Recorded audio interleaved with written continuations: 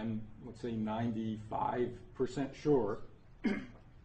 And whether it's a device or not, I would say the electromagnetic emissions indicate that also there's about a 90% chance that it's a functional device. But we really need to do a lot more work. So your evidence is consistent with... Oh, yes, yes, absolutely. You're 90%, 95%. Yeah. So you sort of feel, short of scientific certainty, that this is a device of non-terrestrial origin. Right.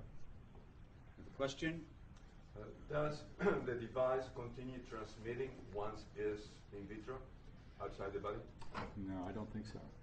No, I don't think we have done that. The only thing we know is the magnetic decay is from about 2 to 6 weeks. Okay, right. So it loses its magnetism once it gets outside the body? It doesn't seem to emit anything else after that time, yeah.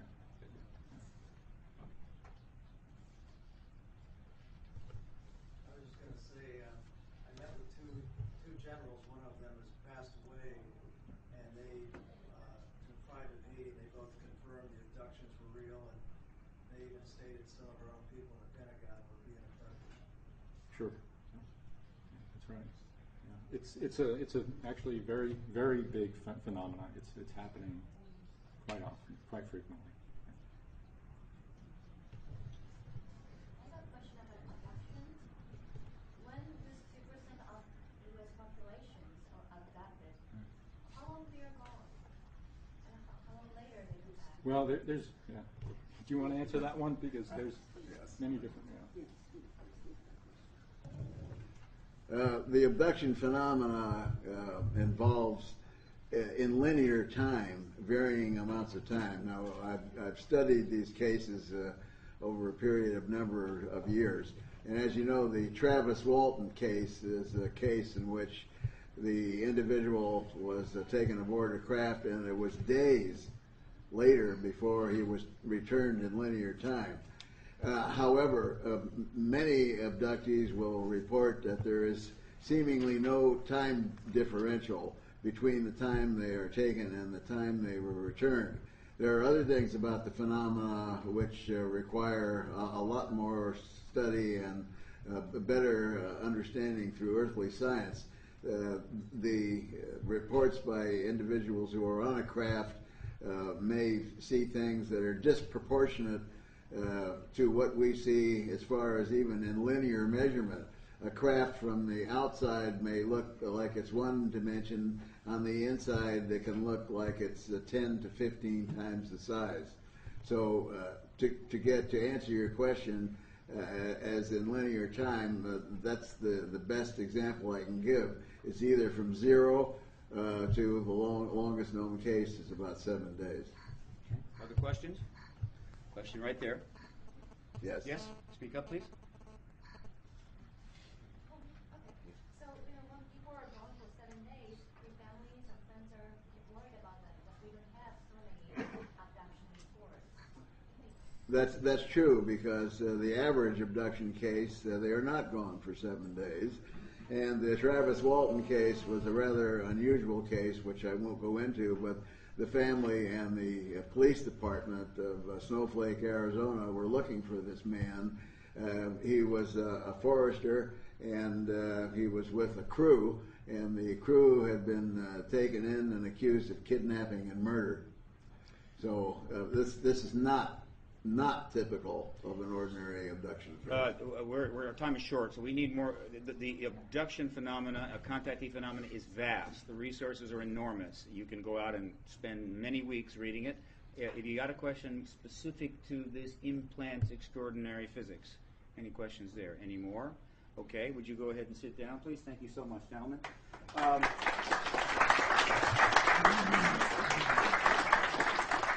But I will add this, that tens of thousands and thousands of reports are coming out. Many of them involve implants. Many of these have been analyzed. They come from in the navel cavities, other parts of the brain, earlobes, arms, and what have you. It's extraordinary physical evidence. I point this out not because I believe it's necessary to confirm ET presence. That's been proven many times over. In fact, it was proven by 1952. But there are people who like that physical stuff. They want to see that. Well, there it is. so one can look into this at their leisure. Dr. Learwood and Alex will be available afterwards, all right, and you can question them then. Now, I'm going to bring this now to a close. Some housekeeping things very quickly. Alfred and Dr. Alexander, your ride will be waiting for you at 12 directly downstairs. You want to get downstairs out the 14th Street entrance about 5 of 12, and you'll be gone. It's Jeffrey Jenkins, all right? Secondly, all speakers and activists connected to PRG and special PRG guests are to meet in the 4th Estate restaurant for a working lunch for the next few hours. You can go in really any time. They're kind of set up, but we'll get underway around 12. Again, to finish, this is the Paradigm Research Group press conference after the X-Conference 2009 held at the Hilton Gaithersburg. It will be held again in April of 2010. I believe, as I've said publicly on many, many radio and television programs, that the Obama administration, through the nature of who they have appointed and other indications and other information I'm receiving, has made a decision to disclose the ET presence. But that is, of course, an assessment. They are certainly not saying anything. All right? However, the window of opportunity is very, very wide. We are encouraging the administration, which has dedicated itself to open and transparent government, to commit the ultimate act of openness and transparency, and to do it immediately before this truth embargo becomes its embargo, and it has to explain its reasons for delay at a critical time in the human race's, development on multiple fronts. If it does not disclose by the end of May, this is not a threat or anything. Listen to it. Don't threaten the United States government. They're heavily armed. But the first 100 days plus 30, because I have to admit this gentleman came into a rather extensive array of very profound problems. So we're providing an additional 30 days. If disclosure is not taking place, PRG has a substantial network and quite a bit of documentary evidence connected to this, particularly politically, particularly to the Rockefeller Initiative and the Clinton administration, and we are going to be extensively putting that out to the media. And we're just going to make it as difficult on them as possible. We don't want to, but sometimes that's necessary.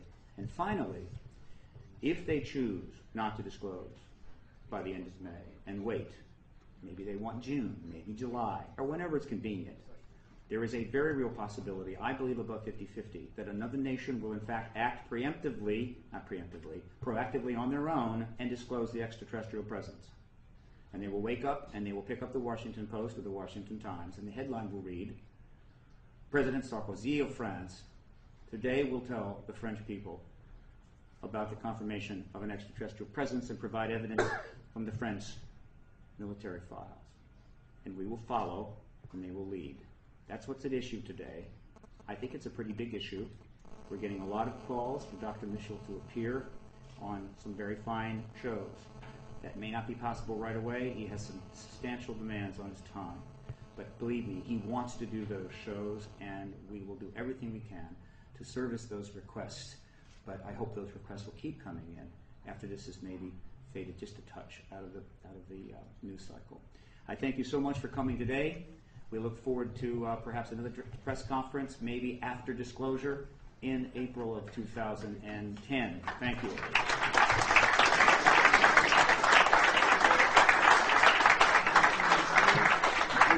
We have press releases up here for Alfred Weber and for Richard Dolan. Thank you. Steve, thank you so much. Your ride's waiting, my guy. Everything was good.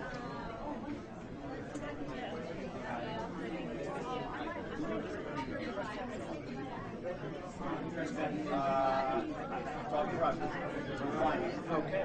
You get it to Yeah.